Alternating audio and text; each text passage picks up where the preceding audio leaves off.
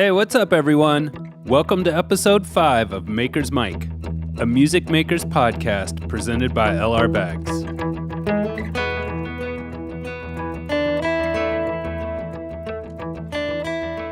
Our guest this episode is David Starr. David is the owner of Starr's Guitars, a boutique guitar store in Cedaredge, Colorado. He's also a singer-songwriter whose latest EP, The Head and Heart, was produced and arranged by John Oates. Listen up as David shares his unique experience in the music business as a retailer, collector, songwriter, and collaborator. I was born and raised in Fayetteville, Arkansas, which, for those of you who are geographically challenged, that's the northwest corner of the state. And I started playing drums when I was 10 years old. So my first exposure really to playing music was as a drummer. My older brother was taking guitar lessons at a local guitar shop, and I wanted to be like him, of course. So my mom got me some drum lessons, and I took drum lessons for 6 months, then was pretty much convinced I didn't need any more lessons, so I talked her into letting me quit the lessons. Yeah. Regret that every day, but what's done is done. Yeah, when you're young. Yeah. You know. I was 10. What did I know? Right. Uh-huh. So when did you make the transition from drums to guitar? You know, I get asked that, and I'm not even sure exactly. I do know that I started playing in bands when I was 12 or 13, just getting together with guys in the garage or whatever. So I was always around good guitar players. My brother was a good guitar player and was teaching lessons by the time he was 14. So he learned everything the way you're supposed to and learned how to teach. So just being around it, just through osmosis, I picked it up, and there was always a guitar there. But by 17 or 18, I was fronting my own. I decided I want to get out, and I was a singing drummer as well. So I thought I want to be out front singing because it's cooler, Yeah. Oh, yeah. The only singing drummers at the time were like, Levon Helm and I forget the guy's name, but he was the drummer for Rare Earth. Uh-huh. There were guys doing it, but more often than not, the singer was out front, and I just wanted to try that. Yeah. And so were you playing gigs or just kind of like in bands and just... No, I played gigs. I mean, we wouldn't play every weekend, but we did a lot of college gigs because Fayetteville's a college town. Oh, yeah. A lot of college gigs, bar gigs, and that was back when you'd get a bar gig and you'd play Tuesday through Saturday, the same bar.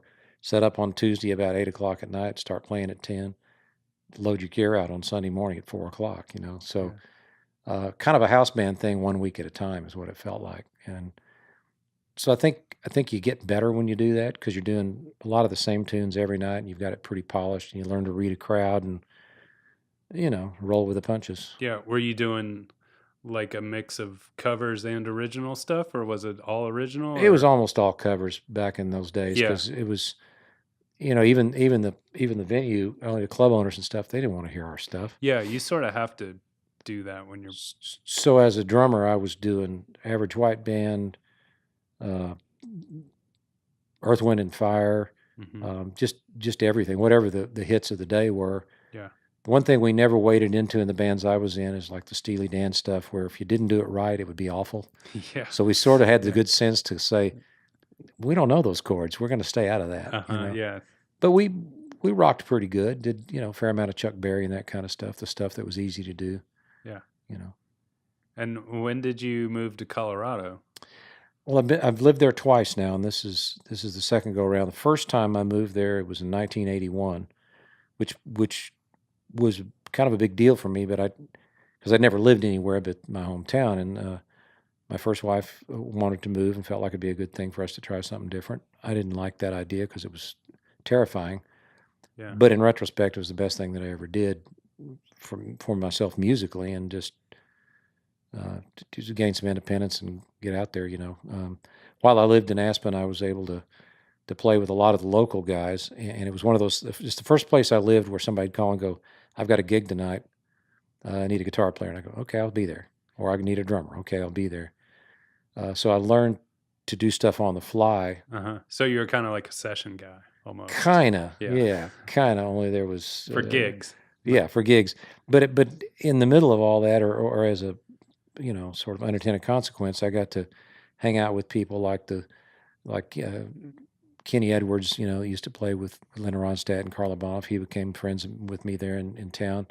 Dan Fogelberg used to come in and come into town, and he'd track us down and say, "Hey, can I play your '58 Strat?" And I go, "Well, yeah, Sure. The guys in the Dirt Band, a couple of those guys lived there during that period of time, so we'd play together some weekends when they weren't on the road. So I got to do a lot of cool stuff. Yeah. And for a young guy who was a little starstruck, that was exciting, for me.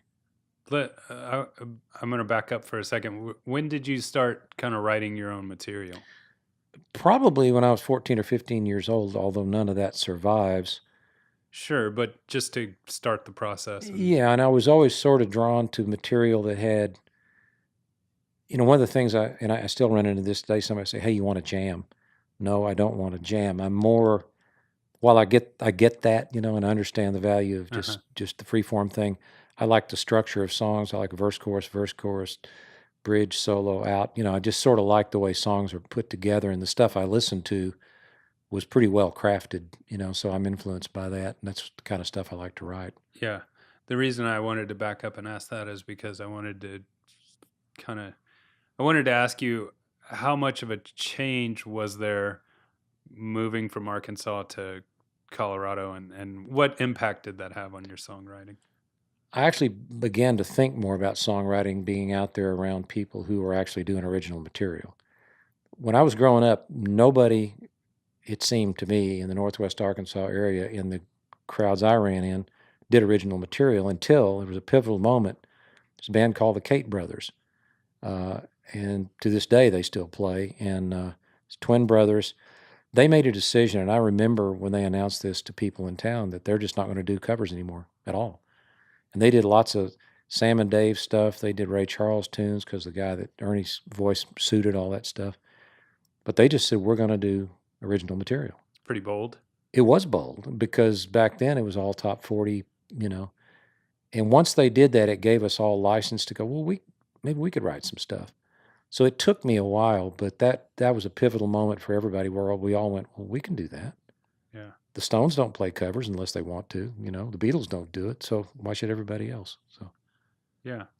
And then getting back to your original question about Colorado, I moved back to Colorado in 2001. That's where I've been ever since. Okay. Tell me about Starr's Guitars. Starr's Guitars was established in 1998 in Little Rock, Arkansas, where I was living at the time. I'd been in the financial services business. I did a little bit of post-production work with a local film company. But I'd always collected guitars, and I had 50 or 60 instruments in my house. And a part of my house, I was single at the time, and it was just completely filled with instruments hanging on the wall. And it was like a guitar store is what it looked like. I was going to guess that you were probably a collector before. I feel like most, smaller guitar shops, it always starts with someone who just like, I had too many instruments. I had to get rid of some of them. Well, and I found myself, instead of reading the newspaper, I sat and combed through vintage guitar back when it was a big, it was a tabloid-sized, magazine, right. Newspaper-style magazine, and you could just read prices and look for, just comb through it. And so one day I said, I could do that. You just, you rent some space and you hang a bunch of stuff on the wall. Looking back, I really knew very little about what I was doing. One of the things that happened was in a town like Little Rock, all the major brands were spoken for. I couldn't get a Fender dealership. I couldn't get Taylor. I couldn't get Martin. I couldn't get a lot of things for a while. Mm-hmm. So I just looked up small builders on the net, guys that maybe aren't even building guitars anymore. But for a while, I sort of established myself as a boutique store, and I'd never at that time heard the term boutique. Yeah. I didn't know it existed, but that's what I was doing. Uh-huh. And then eventually I got a Taylor and Martin in the store, and that helped give me some legitimacy in the area. But it was kind of fun not knowing what I was doing. I just did what felt good. Yeah. It's very expensive. Was it? Yeah. Well, you make a lot of mistakes that, buying what you want is not necessarily, or what I want may not be the best thing for sell through, Yeah, but it's hard to resist, huh? Yeah, I'm weak. So. And and now you're in Cedaredge, right? Cedaredge, Colorado, and the whole reason I'm there is once my 3-year lease in Little Rock came up, the guy wanted to double my lease or my rent, And I said, I own this property in western Colorado, and I'd hope to get there someday. I'll just go now. So I went out there, rented some space at an old building. It's a 2-story building, and it has, building had mojo. It had barnwood on the walls, and it had been, I don't forget what it had been before, that clothing store or something. But it just had a good feel to it. Moved the store out there. Honestly, at the time, people walked in and said, "You've lost your mind." It's a little bitty town. Yeah. But it was sort of naively that build it and they will come sort of thing. And as a guitar person, I know that people will go out of their way to find a cool guitar shop. Yeah. Gun people do it, fishing rod people do it, golf people do it. So I stocked it full of cool stuff. And over the years, it's gone through some iterations where it was, I tried to compete with Guitar Center. I tried to do this, I tried to do that. But ultimately, what I've settled on is just a real eclectic mix of instruments. And I don't have a lot of big companies telling me how much to stock, which I like. Yeah. So you get to just kind of be like a treasure. Yeah. Like a hidden treasure. A little bit, yeah. And one of the things I've tried to do along the way is bring live music to the community because there wasn't much of that going on. Oh, yeah, that's so great. I'll bring, this new record I recorded, John Oates was a producer on it. Well, I've had him play there a couple of times. John McEwen from the Dirt Band's a friend, so he's been there numerous times. And people with lesser pedigrees, but still really talented folks. Yeah. So. Yeah. Mike Newsom told me that you've been an LR Bags dealer for quite some time. Mm-hmm.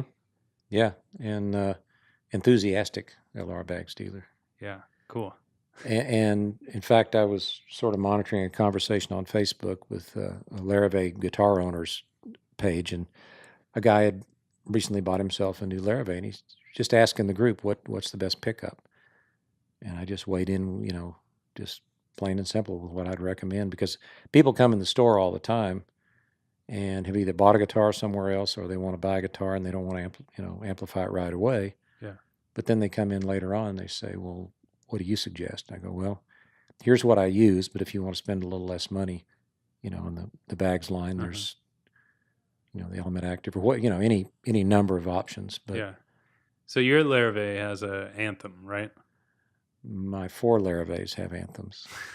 Sorry, correction. Yeah, well, no, I've got some Gibsons with anthems. I've got some Martins I've got a Martin with an M80. I've got a Martin with an anthem. I've got a Martin with a Element Active VTC.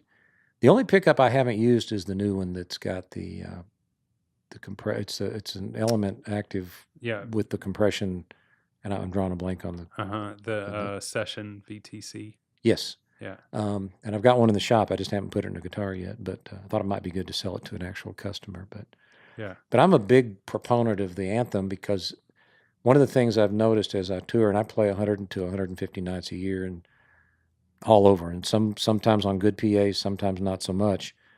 Invariably, not just sound man, but people in the audience come up and go, "Your guitar sounds really, really good."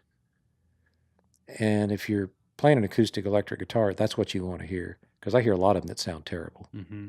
Yeah. Some of it's the pickup, some of it's the string, some of it's that magic stew of all that stuff together. Right. But I've just found it's the most even sounding pickup I've ever used. Yeah. So, how'd you meet John Oates? John has a home in the Aspen area. And even though he didn't live there when I lived there, and I've been gone, and then we didn't cross paths there, I'd met him several years ago in a little music shop there. That shop has since closed, but I know a couple of the guys in the Roaring Fork Valley there in the Aspen area, and have played with these guys some, and they were also members of John's solo band when he'd go out on tour at different times. So just association. One day they said to John, "There's this guy over in Cedaredge, Colorado, and he does shows over there, and he's got a music store. We should go over there and do a show with him, and we should let him play guitar." John said, "Okay." So we set this thing up. It's been 7 years ago, I guess, this year. And I set it up as the John Oates Band, and he sent me 4 songs, MP3s, and said, "Learn the slide parts on these songs. I hear you play slide." And I went, "Okay." He'd never heard me play. So we get to the sound check, and I've got everything set up. I'm promoting the show. I've sold 285 seats in a town of 2,200, which is pretty good. That's good. And he gets there, and everything's set up, ready to go. He says, "Do a sound check." Play one song, and he looks over and he said, "Well, you're going to play all night." And we didn't rehearse this. And he said, don't worry about it. So there were some bumps along that show, some things I just laid out on, but we become good friends and we've written together. And then I asked him last year about this time, would you be interested in producing? And he said, yeah. And we've done a number of shows together. We got another one coming up in November this year. So that's kind of how your working collaboration came about. Yeah, it just I knew.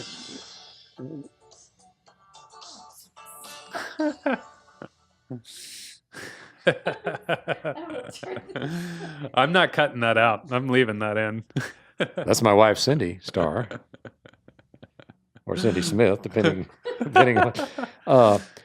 But yeah, we just started doing a few things here and there together. It's not like we talk every day or anything, but we've gotten to be, I feel like, pretty good friends, and we have a nice time when we get together. And his input on this new record was invaluable because he took my songs, took his chord vocabulary and his arranging chops, and said, "Well, what if we did this instead of that?" Made all the difference in the world. And it's a guy that's made that many records and really good hit records. I mean, those are crafted pop songs, the Hall & Oates stuff and his solo stuff. Yeah. It helped a lot. Uh-huh. What's he like in the studio? He brought in a really good band. He hired the guys, all Nashville guys, and he let them do their thing. Uh-huh. Yeah. But it was funny because I'd watch him. In moments I thought he wasn't paying attention. I thought he was reading an email or something, on the MacBook, and he'd look up and go, "No, go over here and do such and such." So he was in the process without being all over it, and yeah. I found that to be nice because he let good people do what they're there to do, Right. So I know when he did his album Good Road to Follow. Yes. Right. He I had interviewed John shortly after that album, and he told me that he used in the studio, he tracked his guitar directly through his anthem. Mm-hmm. Did he do that with you at all? We did. We used like a U87 or something on the guitar, which is probably more what wound up on the track. I don't know for sure. Mm-hmm. But yeah, we tracked everything with the anthem. Probably primarily with the mic portion of the anthem, but yeah, in retrospect, it was all kind of like they plugged me in. Going in, I wasn't sure I was playing guitar. I thought, let's hire somebody really good to play on this record. And he said, "No, these are your songs, and you're playing them great. Just play them." Yeah. So I was pleased with that, and I thought it sounded good. So I don't know how much of that we used, but he did want us to track with that. So that may be in there somewhere. I'd have to look at the mix, and see. Yeah, for sure what he used. Yeah. But when I demo in my own home studio, I do. Mm-hmm. You sound great. Yeah, the mic portion definitely. Yeah, and I think this is probably what's recommended, if I'm not mistaken. If I read the bit of instruction that I read, which is not much on stuff, is every time I get to a gig, I roll it all the way back to the mic, get a pretty good thing of what I want to do, and then I start bringing the saddle in. Yeah. And that brings in that presence that you want, that air, Mm-hmm. But especially if you're playing with a band, right? Like yeah, and I'm playing almost entirely by myself these days, or with one side man. So it really, I don't know, I can't say enough. It's just a great sounding rig. Yeah.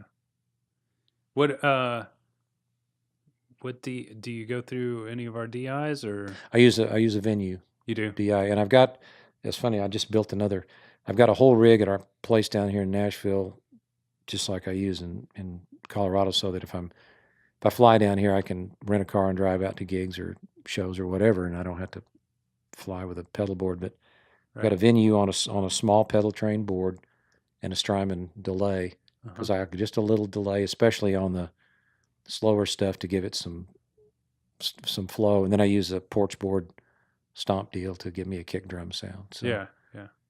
But it's a great sounding rig. Cool. Who would you say are some of your biggest influences? Probably from a songwriting standpoint, it would be guys like J.D. Souther and, Henley and Fry and those guys that, bands like Poco. Yeah. But at the same time, I'm real heavily influenced in my head by blues. I just soon sit down and listen to a Clapton record as anything, or an old Muddy Waters record. Mm-hmm. But also, one of the earliest memories I have of being kind of hit between the eyes by a record was like the band record. The first Music from Big Pink, Yeah. and then that Brown one that came right after that. Right. Because those guys were just putting this stuff together, and it was the antithesis of an Eagles record in a way, because Henley and Fry did these well-crafted, smooth records. You take a song like The Weight, which has lots of emotional impact, but it's just, it doesn't have it's not nearly as tight. It comes together, but it isn't together, if that makes any sense. I don't know. So that stuff, I love James Taylor's stuff. Big Todd Rundgren fan, oddly enough, and all of that. But I wouldn't say that influences my songwriting. It's sort of it may in a sort of obscure political sense, just his, the spirituality of it and all that, but Yeah. so I listen to everything. Uh-huh. I'm a big Toto fan because I love Lukather's guitar playing, and I like pop songs, Yeah. So it's kind of all over the place, really. Yeah. Do you do a lot of your own management, booking? How much of your career falls on you? All of it, just about. Up until recently, anyway. I've found I'm probably a little of a control person. Freak is not. That's an ugly word, really, but Yeah. it may be accurate. But I've just, my first 3 solo records, I played everything. I played all the guitars and all the drums, and did the loops and the pianos and all that stuff.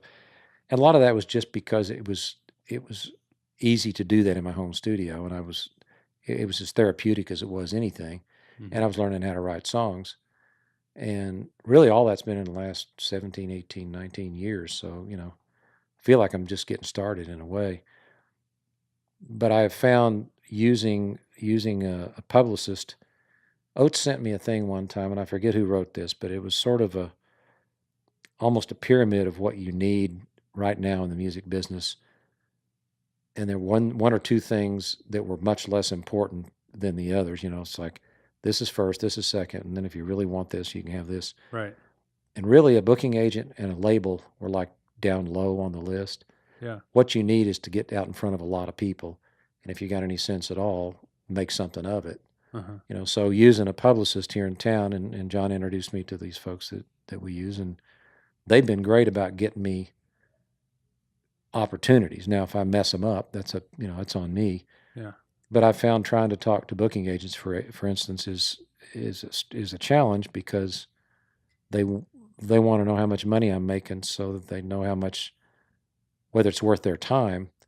Whereas if I feel like I'm making that much money, I'm not sure I need their help. So there's that catch-22 there. And then the record label's a whole nother thing now, because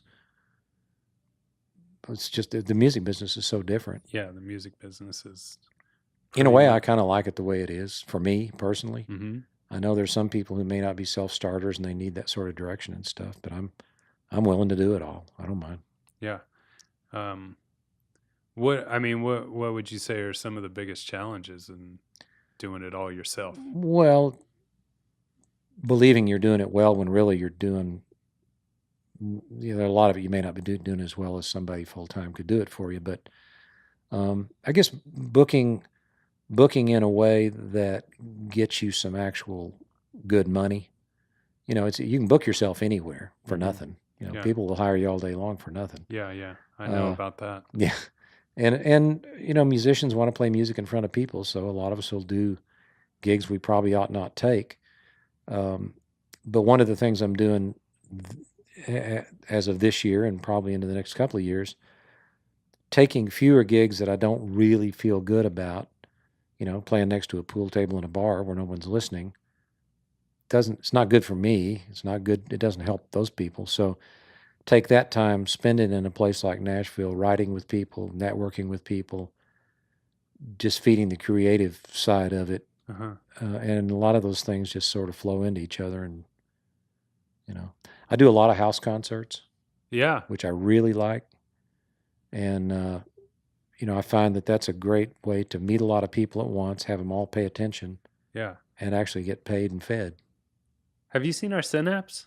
Our portable PA? I've had one on order for some time. Yeah. Yeah. I'm really anxious to, I I use another product at this time that shall go nameless on this podcast, yeah. Uh-huh. but it, I have two here, but I loaned them out. They're out right now. I've, I wish I had one. well, I'm looking forward to it, and I think the concept's very cool. So you haven't even heard it yet? No. They're amazing. Well, I've heard really good things, but Yeah. so yeah, I mean, Anyway, that you said house shows, and I was like, you're the target. yeah. Again, I'm an early adopter of things because as a store owner, I get to try things obviously for less money than some people would because I buy them at cost. But Yeah. what I have found, and this is true of the bags pickups, it's true of the mic I use, it's true of the venue preamp, and this is where Facebook and social media get to be a force in all this, or at least at my level. People write me and say, "What are you using? Mm-hmm. You're playing a lot, you're doing a lot of things seemingly the right way. What are you using?" And I talk to them about all this stuff. So it's sort of cross promotion for me as an artist and as a store owner. So I'm in a kind of unique position there. Yeah. What's next for David Starr? I've got. I was fortunate enough to get an official showcase at Americana Fest, so I'll be doing that on the 14th of September here in town at the Family Wash at 8 p.m. Oh, okay. But got that going on. We'll go to England and Scotland again in the spring for the fourth time. So I go over there and do house concerts, small venues, community center gigs, and that kind of stuff. I love it over there. Cool. Yeah. And when I travel over there, I just put a venue in my suitcase and put it between some jeans and my socks, and it's great. Yeah. So that way I get to have, because oftentimes the PA systems you run into in a situation like that are kind of whatever you get. Yeah.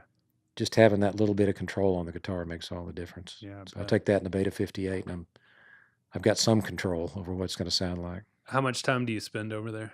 Not a lot. I mean, we just a couple of weeks a year, but I want to go back. I want to start going back a couple of times a year. I think there's a whole thing that happens for us in the spring over there that's, some house gigs and that sort of thing. But then in this time of the year, late July and early August, there are some festivals and things that I've missed out on. So I want to try to go back next year a couple of times. So you said you've been going over there for the past couple of years. We've been there 3 times, yeah. Do you play the same places? Every year? Well, I know it's probably not every year, but are there repeat? Yes. And some of those are house concerts. Yeah. And what I've found is that, when I get through with one, if it feels like it went well, I say, "Hey, I love this. I'm really grateful for you guys having us. I'd come back next year if you'll have us." And they go, "Well, let's count on it." So I ask for the gig a year out. Mm-hmm. Yeah. Just wait until the last minute. I'd just soon have my calendar full a year ahead, and then you make adjustments and whatnot. But I'm booking May of 2018 right now in August. Yeah. So yeah, and they're happy to do that because they know I've got to plan ahead, and they get to plan ahead. And, it's nice. Yeah. Let's one thing. I mean, we talked about working in the studio with John, and but let's go a little bit more in depth regarding the Head and Heart, since that's kind of your latest project. Yeah. Maybe just tell me about it, how it came about, and some of your favorite songs on there. Maybe just talk about it a little bit. Well, it felt like time to put a project together because it had been a year and a half, and it seems like now that with the advent of social media and the way things move so fast, if you go 2 or 3 years without a record, it seems like an eternity. And even though I'm not I haven't made 50 records in my lifetime, it feels like you ought to be having some output every so often. Yeah. Particularly if you're going to go to the trouble to tour a lot and you're going to go to the same places, you need to go back with a different product. At least it seems to me. Mm-hmm. So when I mentioned to John that I had some new songs, what we initially did, I drove over his place when he was in town there in Aspen. It's just a couple of hours away. spent about a half day with him, playing some new songs for him. We worked on writing a song, which we still haven't finished. I got put on the back burner, he said, you know what, go home. He said, go home and sit down in front of a mic and just reel off as many tunes as you can think of that might be good ones, just guitar and vocal. Sent him MP3s of those, and he waded through them. And then two or three of them were new. One was one I'd cut several years ago that was an older tune of mine. And then one was California Dreamin', which was his idea, completely out of the blue. And it turned out to be one of my favorite things on the record. I didn't see it coming, but he was right. That's fun. So, yeah. That's what you have a good producer for. Uh-huh. It's a little vision there. But well, I mean, you had said that you're not a seasoned veteran, but you have quite a collection of albums. Well, I guess I do. And I've learned a lot over the years from doing them all by myself. And it was a real, I think my wife would attest, it was a kind of a growth thing for me to go, okay, I'm going to let somebody else take the reins. But it felt great. I said, what do you want me to do? He said, I want you to sing your best and play your best and tell me what you like and don't like. And it worked out well. So do you think you're going to give up a little more control on the next project? I'm already working on him a little bit, maybe about getting him to help me again. And I think we worked well together. He said it was fun, and I sure enjoyed it. So whether we'll get to do that or not depends on whether he can do it. But yeah, it felt good. Yeah. I also said to him, if I go in there and sing and I'm happy with it, and I come out of the booth and you think I can do it better, send me back in there. So the second day of overdubs, I sang for about 8 hours straight, and I just got stronger as the day went on, and it felt great. Mm-hmm. So that helped. He'd say, go back in there. I think you can just a little more edge to it, Yeah. So it felt good. I like that video that you guys filmed at the studio. What's the name of the studio? Addiction. Yeah, Addiction. Yeah. Mm-hmm. Yeah, we did two different ones there. We did them both in the same day. And then we've got another brand new one that we haven't premiered yet that we shot down in Wedgwood in an old paint factory. Oh, cool. It was really hot down in there, and we shot way into the evening, and it turned out cool. It's very different than those. Yeah. A little more action. Uh-huh. That Addiction studio looks pretty nice. It is nice. That's Jonathan Cain owns that. Is it over in Berry Hill? Yeah. Yeah, Jonathan Cain from Journey owns that. Okay. It's his place, and a lot of vintage gear, a lot of great mics. Yeah. I mean, it's one of those and they spend a lot of time getting their signal path right, where everything works, it's the right mic with the right compressor and the right pre and all that stuff. Yeah. So, good people. Cool. Well, I think that about does it. Cool. Well, thank you. I've Thank enjoyed you it. so much. Really appreciate it, David. You bet. All right. Cool.